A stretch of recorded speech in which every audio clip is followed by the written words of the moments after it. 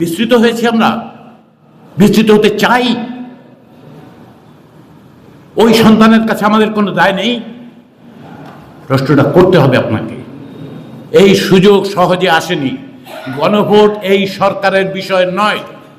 গণভোট বাংলাদেশের ভবিষ্যৎ নির্ধারণের ক্ষেত্রে আপনি আমি কি ভূমিকা পালন করব সেটা নির্ধারণের বিষয়।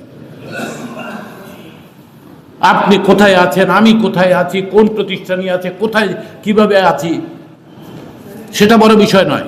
বাংলাদেশের নাগরিক হিসেবে বাংলাদেশকে যদি প্রকৃতপক্ষে পরিবর্তিত একটি জবাবদিহিমূলক রাষ্ট্রতে পরিণত করতে চাই, তাহলে আপনাকে আমাকে এই ভূমিকা নিতে হবে। অনেক শিক্ষার্থী এখানে বলেছেন যে ওই টঙে যান বোঝানো যায় না। বোঝানো যায় না কারণটা কি? কারণটা হচ্ছে আমি আপনি যে ভাষায় কথা বলছি সে ভাষাটা আসলে আমার সাধারণ মানুষের নয়।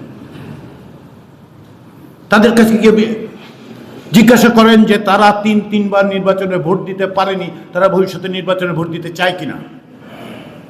কেন পারেনি?